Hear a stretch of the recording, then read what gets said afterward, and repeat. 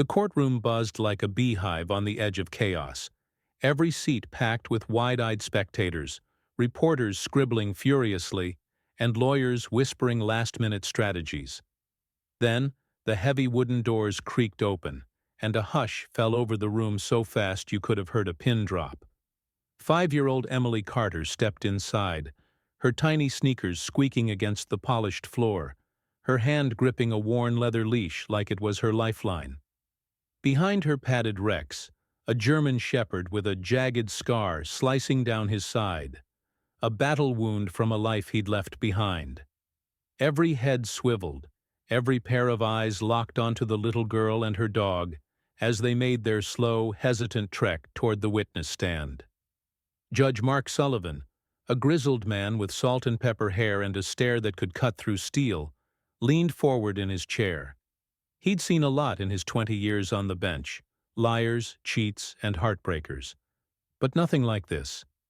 Emily's blonde curls bounced slightly with each step, her green eyes wide and unblinking, her lips pressed tight. She hadn't spoken a word in weeks, not since that day. And now here she was, the linchpin of a case that could lock a monster away for good.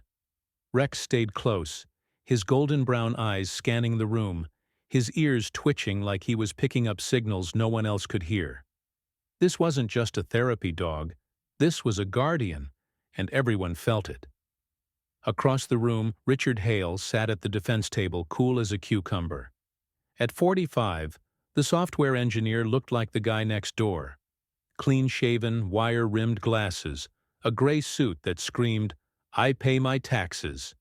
But his calm mask hid something darker, something that had landed him here, accused of trying to snatch Emily from her own backyard. His lawyer, Michael Graves, smirked beside him, already spinning a web of doubt about a mute kid's testimony. No evidence, no confession, just a little girl who couldn't talk. Piece of cake, right? Wrong.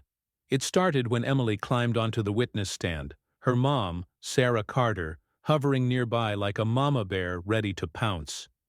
The prosecutor, Jenna Collins, a fireball of a woman with a voice that could rally a crowd, knelt down to Emily's level.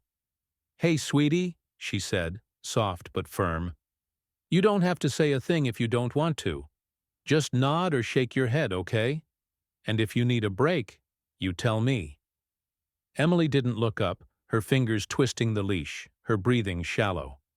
Rex pressed his big, furry body against her leg, and she grabbed a fistful of his fur like it was the only thing keeping her from floating away. Jenna straightened up. "Emily, can you tell us who was with you in your yard that day?" A beat of silence stretched into forever. Then, slowly, Emily's arm lifted, trembling like a leaf in a storm, and pointed straight at Richard Hale. Gasps rippled through the crowd. Hale didn't flinch, but his jaw tightened. Just a flicker, barely noticeable unless you were looking for it. Graves shot to his feet. "Objection. Your Honor, the child's been coached, shown photos of my client, her identification's unreliable." Judge Sullivan raised a hand, his voice a low rumble. "Overruled. The jury'll decide what's credible." But then something wild happened.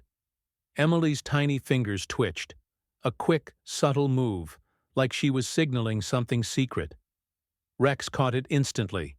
His ears snapped forward, his muscles coiled tight, and a deep, guttural growl rolled out of him, vibrating through the room. It wasn't loud, but it hit like a thunderclap, pure warning, pure recognition. His eyes locked onto Hale, unblinking, fierce. The courtroom exploded into murmurs. "What the hell was that?" a spectator hissed. "That dog knows something," another whispered. Graves jumped up again, red-faced. "Your Honor, this is theatrical nonsense." But Sullivan wasn't listening. He slammed his gavel down, crack, and the sound echoed like a gunshot. 15-minute recess, he barked, his voice sharper than usual. "Now!" Let's rewind a few months to understand why this moment hit so hard. Emily Carter used to be a chatterbox. 5 years old and full of life, spinning tales about fairy princesses and her stuffed bunny, Mr. Flops. Her mom, Sarah, would watch her twirl in their backyard in suburban Virginia, her pink dress flaring like a ballerina's, while the smell of blooming lilacs drifted on the breeze. It was a perfect spring day, the kind where the sun painted everything gold, until it wasn't. Sarah had stepped inside to answer a call from her sister. 4 minutes. That's all it took. When she came back, the gate was ajar, and a black van idled at the curb, its side door cracked open. A man knelt beside Emily, his voice syrupy sweet. "I've got puppies in my van, special ones. Want to see?" Sarah's heart stopped. "Emily!" she screamed, her voice slicing through the air. The man's head jerked up, his fake smile vanishing, replaced by something cold and sharp. He grabbed Emily's arm, but then Martha Jenkins, nosy old neighbor with a terrier, yelled, "Hey, get away from her!" He hesitated, just long enough for Emily to yank free and bolt to her mom. The van peeled out, tires screeching, leaving black streaks on the asphalt. Sarah scooped Emily up, clutching her so tight she could feel her daughter's heartbeat hammering against her ribs. But Emily didn't cry. She didn't scream. She just buried her face in Sarah's shoulder and went silent. Dead silent. That was the day her voice disappeared. The cops came fast. Jack Monroe, a grizzled FBI agent with a gut instinct honed by decades chasing shadows, took the lead. "Fits the profile," he muttered, flipping through a worn notebook. 4 kids gone in 18 months, all lured with puppies. Emily's mutism crushed their case. No statement, just a vague description from Martha. A man, a black van, partial plate YKZ. Sarah and her husband David watched their little girl fade. Nightmares, no play, flinching at cars. Therapy didn't crack her shell. Then a shrink suggested a support animal, and that's when Rex entered their lives. Rex wasn't just any dog. 3 years back, he'd been a K-9 legend, sniffing out drugs, tackling perps, saving lives. But a knife to the side during a raid ended his career, and the department, strapped for cash, put him on the euthanasia list. Dr. Laura Bennett, a vet with a soft spot for broken souls, snatched him up for her therapy program.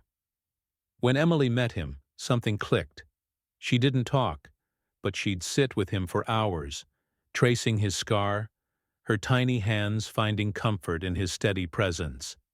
He became her shadow, her shield. Back in the courtroom, that 15-minute recess turned everything upside down. Sullivan stayed at the bench, mind racing. He didn't buy coincidences, and Rex's growl wasn't random. "Miss Collins," he said, eyeing the prosecutor, "has that dog ever met the defendant?" Jenna blinked. "Not to my knowledge, Your Honor." Sullivan turned to Hale. "Mr. Hale, you ever cross paths with this animal?" Hale's fingers clenched. First sign of nerves.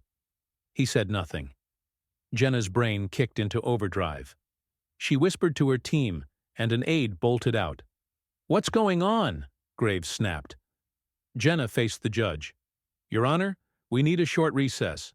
Possible new evidence." Sullivan nodded. 15 minutes. Whispers erupted. Had Rex recognized Hale? From where? The air crackled with tension. Jack Monroe didn't waste a second.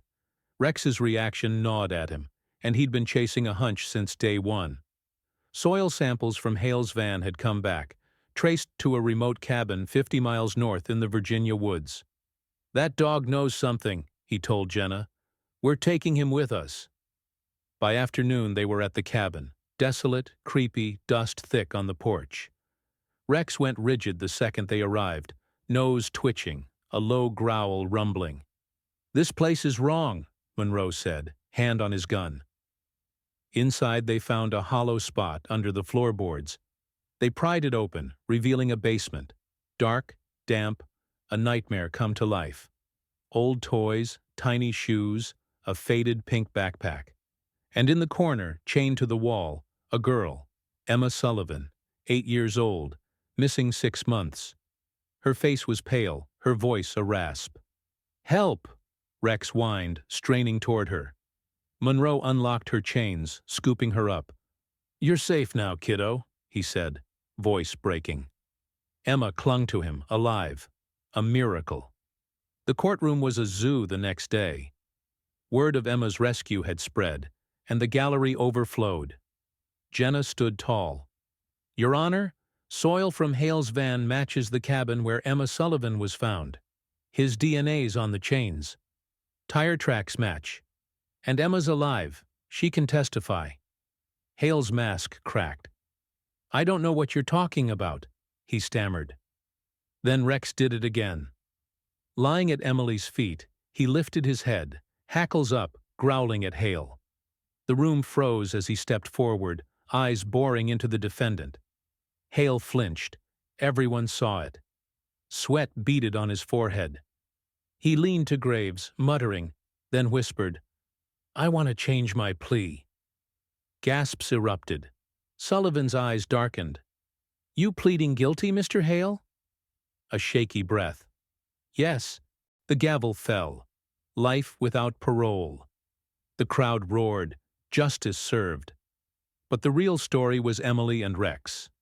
Days later, in their quiet backyard, Emily knelt beside her dog, hands cupping his face.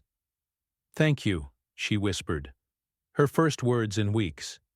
Sarah and David wept, hugging her tight. Rex wagged his tail, nuzzling her gently. Some bonds, forged in darkness, shine the brightest. And sometimes a dog's loyalty can unravel a monster's lies.